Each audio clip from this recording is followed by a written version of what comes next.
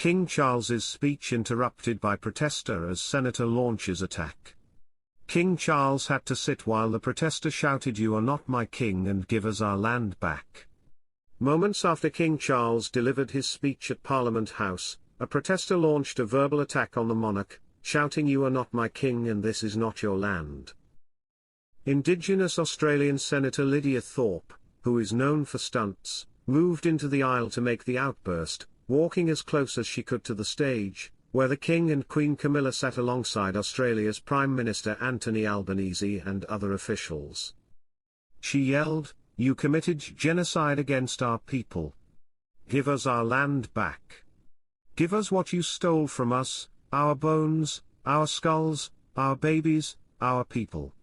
You destroyed our land. Give us a treaty. We want a treaty. We want a treaty with this country. This is not your land. This is not your land. You are not my king. You are not our king." Hello viewers, please remember to subscribe and click on the notifications bell icon, so you will be notified whenever we upload new cookies about the British royal family. As she was forced back into the foyer, the senator, who was dressed in a long possum skin coat, shouted, "Fuck the colonies." Those gathered for the parliamentary reception remained silent during the outburst, while the king turned to speak to Prime Minister Anthony Albanese and the Queen quietly turned to Jodie Hayden, the PM's partner.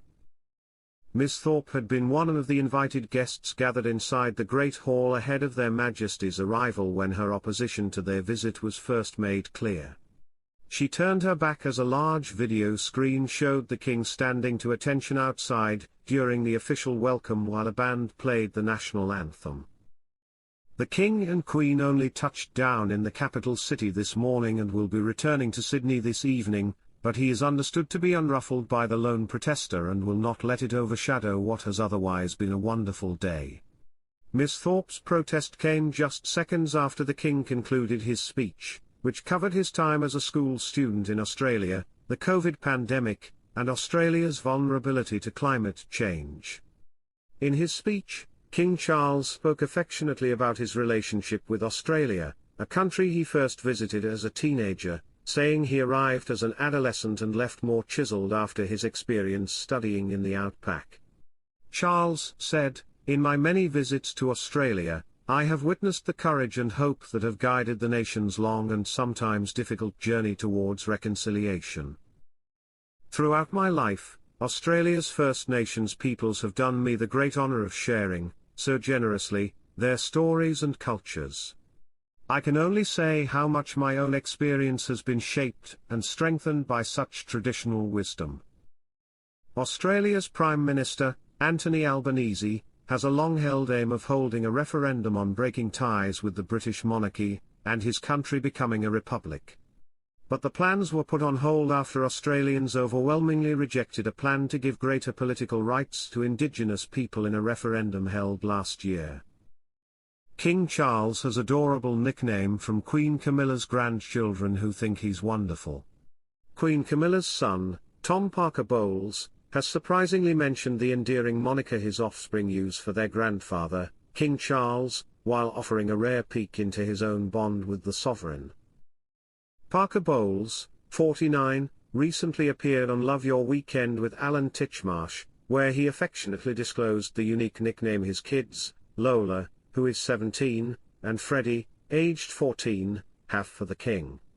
In the process, he remarked on the tight-knit relationship they share. He commented, "The children, of course, don't really know any different. So Upper, as they call the king, they've grown up with this man that they all love and think is wonderful." However, despite the king being an ordinary aspect of their lives, he did note that, outside of family moments, his stepfather's royal role doesn't go unnoticed, with people frequently pointing it out to his progeny. People ask them and they are like, "What? It's just Upper," Parker Bowles added. In the same conversation, he also subtly directs appreciation towards Queen Camilla, commending her grandmotherly love, especially when preparing his favorite meal, reports the Mirror. "She is a really good grandmother, so we go down to her house in Wiltshire and that's where we can relax," he shared, before revealing some unexpected culinary talents of his mother. Portraying his mother as a basic English cook, Tom disclosed that the Queen doesn't adhere strictly to measurements or recipes when cooking.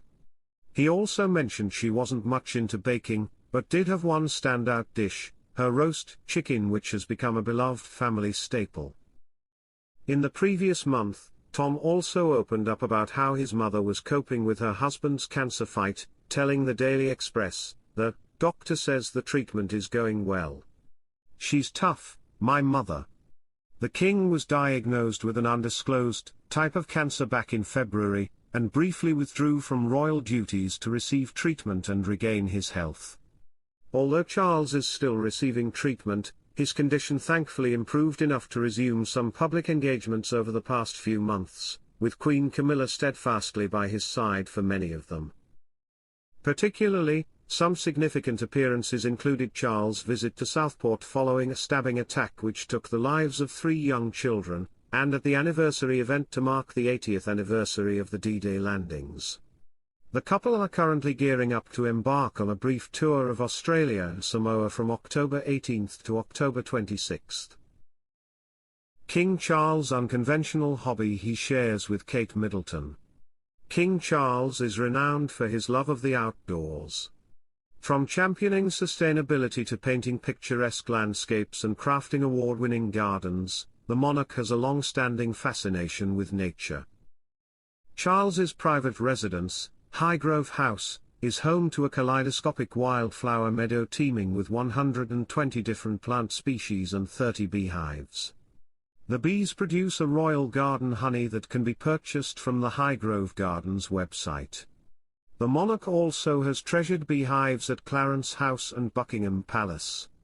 According to The Independent, each hive contains an estimated 20,000 bees.